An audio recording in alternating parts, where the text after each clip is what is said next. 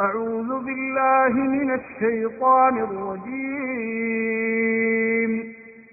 بسم الله الرحمن الرحيم. سبحان الذي أسرى بعبده ليلا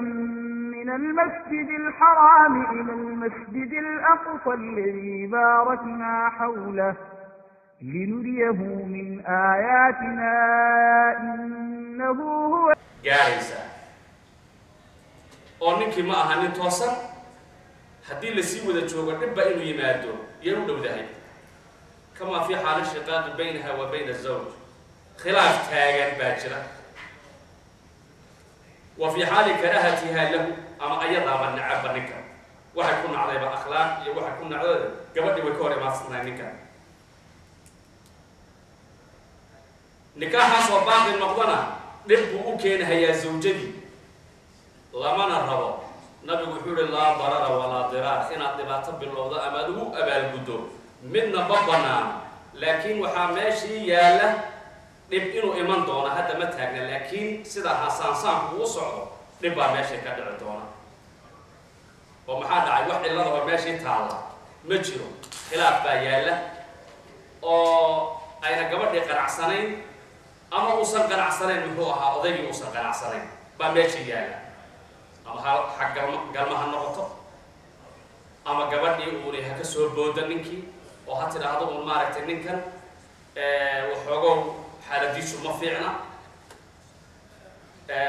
waxyaabaha noocaas oo kale oo kolka aan joogin laakiin saasaankiisu uu muuqdo ayna hadday sii wada joogaanna dhib uu dhacayo markaa dhib weyn oo uu dhaci doono waxaa sunna iska ah dhibaatada ayada in laga baxo oo la iska sii daayo bay noqonaysaa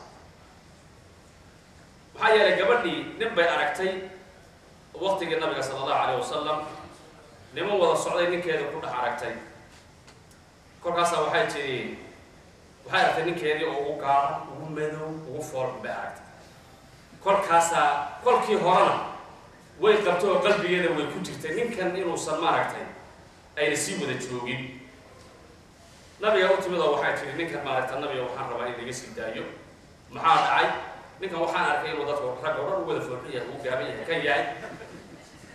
wuxuu nabigu yiri sala allahu calayhi wasalam darar lama raba iyo dhib inuu ruuxani ku noolaado lama doonayo wuxuu yidhi nabigu haddii ay saa tahay xaaladdu lacag sii buu yidhi oo asaga intaad kala hadasho xoola sii oo khuluc wax la yidhahdaa u bannaane xoola intaad siiso sida maaragtay ha kugu sii daayo xoola ma haysa wax walbaan siinayaa dhib weeye kaasoo kale hadduu dhib meeshay ka iman hayo sunno waxaa ah in maaragtaya la kala tago waxaa waajiba qaybta afraad dalaaqu markuu waajib noqonaya in la kala tago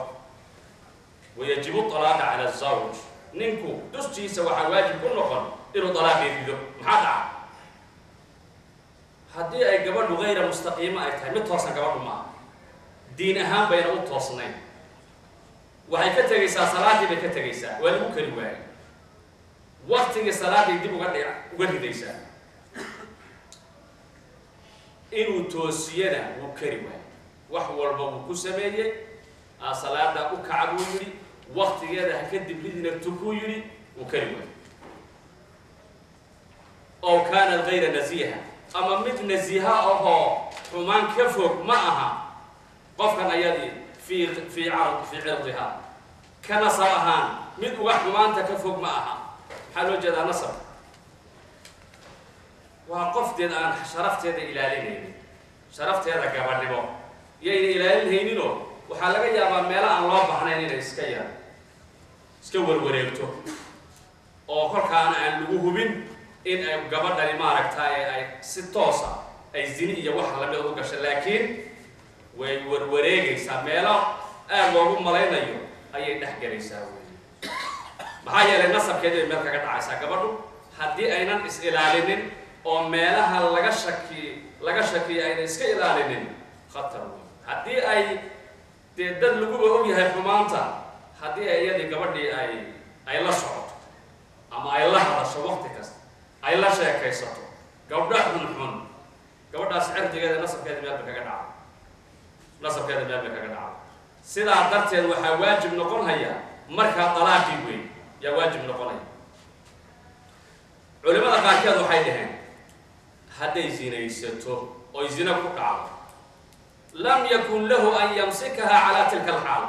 hadday ku caddaata gabadhu inay tahay mid meelaha ka qarafaysata inuu ninku sii hayaayo waa xaaraam, waa inuu fura waajib ay ku tahay. wailaa kaana dayuusan,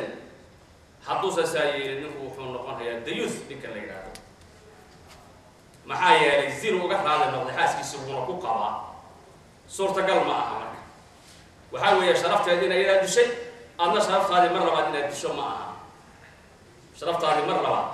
inaad adna disho ma aha. sidaa darteed dayuuthna waxaa la yidhahdaa, inagu si kala u naqaana, dayuuth waxaa la yidhaahdaa qofka aan hayrada lahayn. hayra qofka la yidhahda aan xanaaqin, xumaanta aan ka xanaaqin weeyaan. reerkiisa oo lagu samaynhayo, ehelkiisa oo lagu samaynhayo, aanba xanaaq ba lahaynba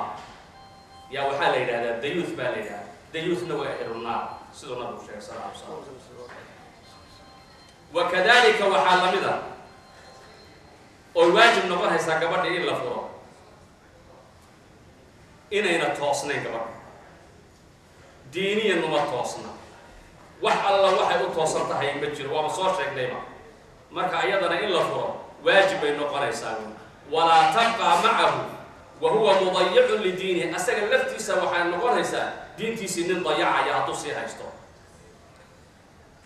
waxaa kaloo waajib noqonaysaa haddii gabadhii uu ninkani iileeyo. ile waxaa la yidhahdaa hadduu ku dhaarto inuusan gabadhiisa u galmoonaynin, hadduu ku dhaarto inaana gabadhaas u galmoonaynin buu yidhi oo uu ku dhaartay inuu furo oo gabadhaa uu fura waajib bay noqonaysaa. 4 bilood ka badan hadday gaadho qaadigaa ka furahaya, isagiina bannaanka loo diraya, waa la qasbahaya. waa furidda waajibkaa weeyaan. gabadhii wuxuu yidhi 4 bilood ka badan wuxuu dhaartay inuusan u tegaynin. 4 bilood bay gaadha iyo wax ka badan, suurtagal ma aha marka gabadhaas inay halkaa kusii xidhnaato. waa qasab baa lagaga furaya. laakiin hadduu intuu dhaarto uu haddana ogaado dhaartii uu ka kafaaro guto, uu yidhaha waan ka soo noqonayaa, markaa way isaga bannaan tahay inuu dib u soo noqdo weeyaan. waliqowlihi tacaala liladiina yuuluuna min nisaa'ihim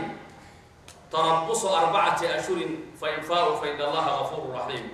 kuwa ku dhaaranhaya dumarkooda tarabusu 4 ashhurin, waxaa la sugahayaa 4 bilood baa loo sugahayaa. fain faa'uu, hadday soo noqdaan oy kafaaro gutaan, fadaaka, sidaasi waa sax. faina allaha gafuuru raxiim, ilaahay dunuubta u dhaafay, ileen dembi bay galeen.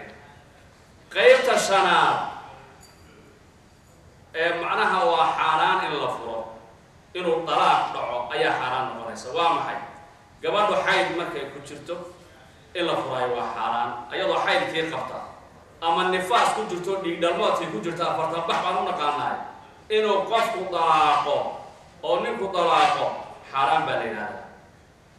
ama duhri uu ku taabtay gabadha iyadoo daahir ahayd uu taabtay, wax uurihina